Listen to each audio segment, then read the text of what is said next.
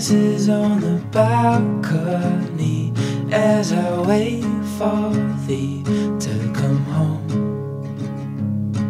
I fumble my words, yeah, my mind's a mess when you're in that dress. Glad you're home. Will you stay with me and never leave? You walked into my life and I am glad you came. Glad you came. When you're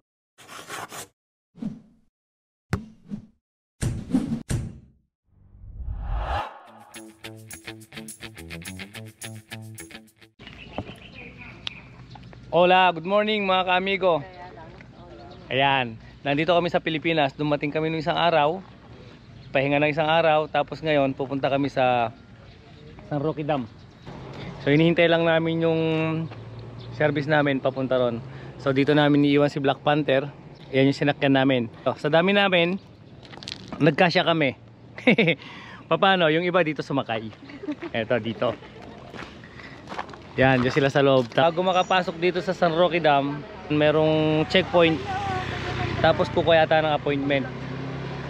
Pero kami meron na kasi kaming kausap. Bali, ang kumontak dito, yung balain namin. Kasi dyan lang siya nakatira, malapit lang dito. So sila yung nakipag-contact para makapunta kami ng San Roque Dam. Tingko si Missy, si Sandro, si Kayla, si... Pangalan mo? Alo. Kalimutan ko si Nine. Si Bibe. Si Lian. Ayan. Yan si Lian nga kasama namin dumating galing ng Barcelona. Tapos ito naman yung nobyo niya. Yan. Tapos yun nga si Manong Junior.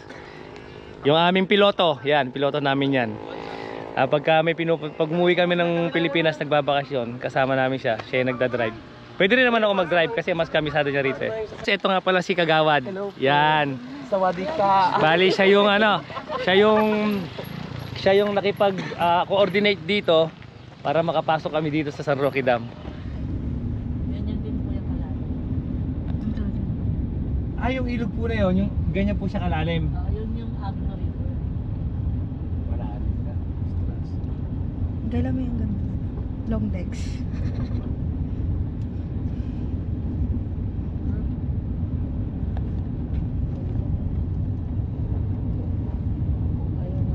Parang ko nasa ulap na.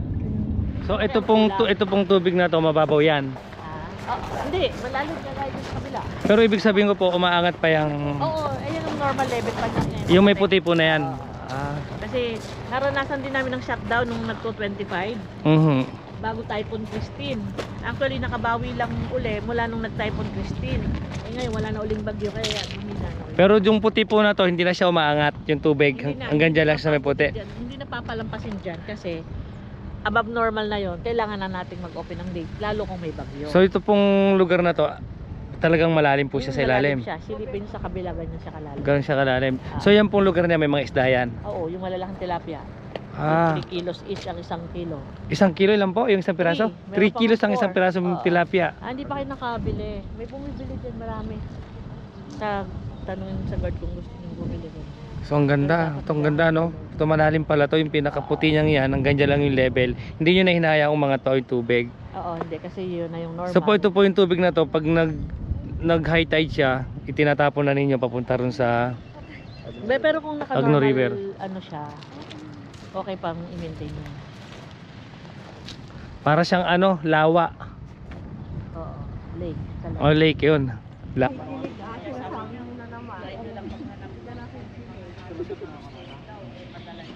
Diyan po nagpapalabas ng tubig.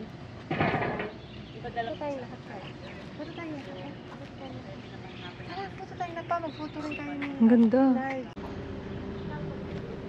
So yan mga ka-amigo, imagine niyo kung gaano kalalim yan. So pag normal yung tubig, sabi nung nagtutur sa amin, hanggang doon sa may puti na yon, napupuno to.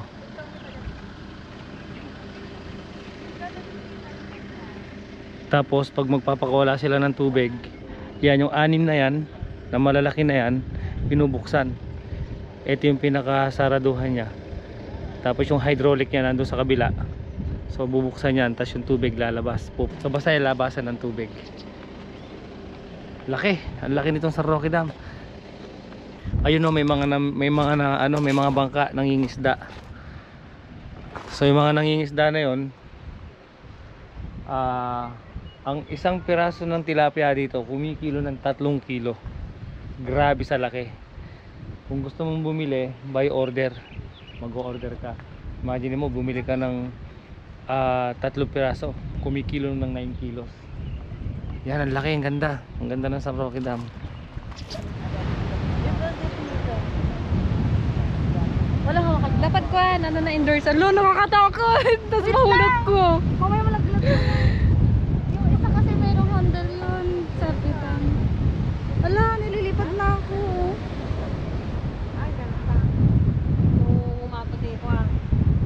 Hindi dapat siya kita dyan. Natatakot ako eh. Baka malaglag ako.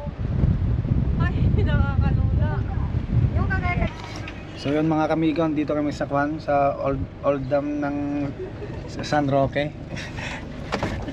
Kasama ko pala si Kwan, si ating ko. Yes.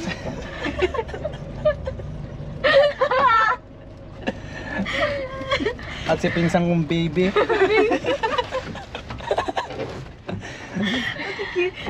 At ang galing sa Barcelona. Si Lian. Sino naman yan? Medyo gutom na si Papa.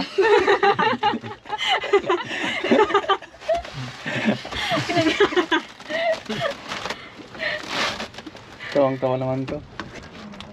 Anong masasabi mo sa Kwan? Sa ganda ng San Roque? Ano kay Lamay? Anong masasabi mo?